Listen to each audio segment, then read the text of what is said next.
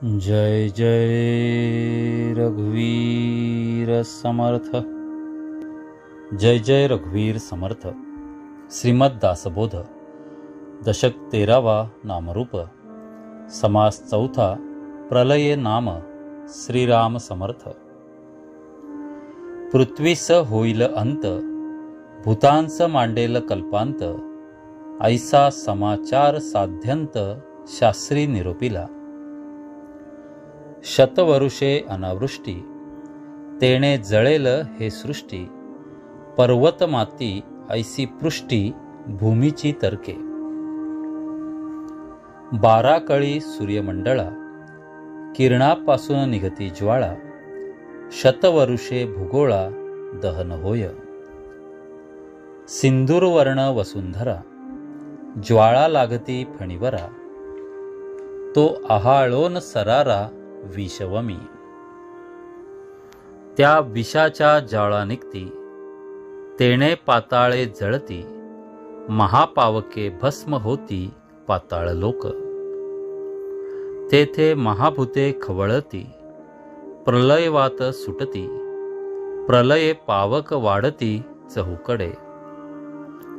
तेथे 11 रुद्र खवळले 12 सूर्य कडकडिले पावक मात्र एकवटले प्रलय काळी।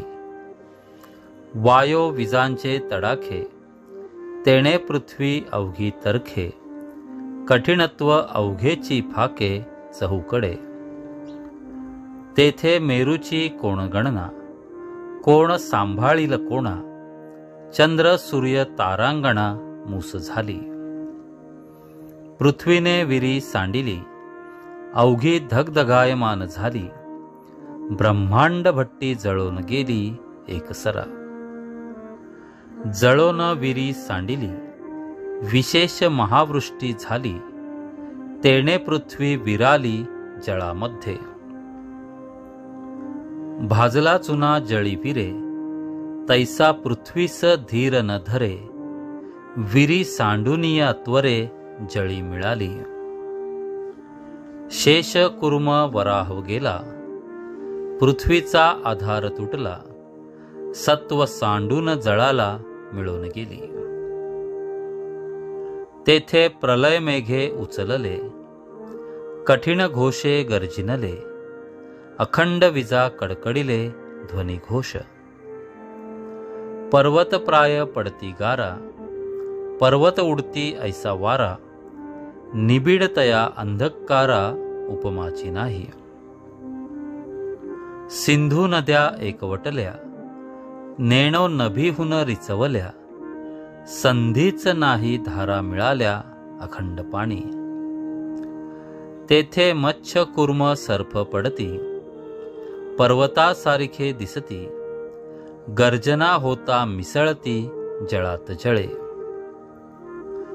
सप्त सिंधू आवरणी गेले आवर्ण वेडे मोकळे झाले जळरूप झालिया खवळले प्रलये पावक। ब्रह्मांड ऐसा तप्तलोह शोषी जळाचा समूह तैसे जळास झाले पाहो अपूर्व मोठे। तेणे आटोन गेले पाणी असंभाव्य माजला वन्ही तया वन्हीस केली झडपणी प्रलय वाते। दीपास पालव घातला तैसा प्रलये पावक विझाला पुढे वायो प्रबळला असंभाव्य। उदंड पोकळी थोडा वारा तेणे वितळून गेला सारा पंचभूतांचा पसारा आटोपला। महद्भूत मूळमाया विस्मरणे वितुळे काया पदार्थ मात्र राहावया ठाव नाही।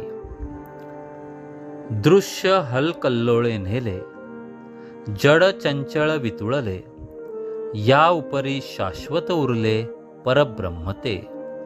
इति श्री दासबोधे गुरु शिष्य संवादे प्रलये नाम समास चौथा। जय जय रघुवीर समर्थ।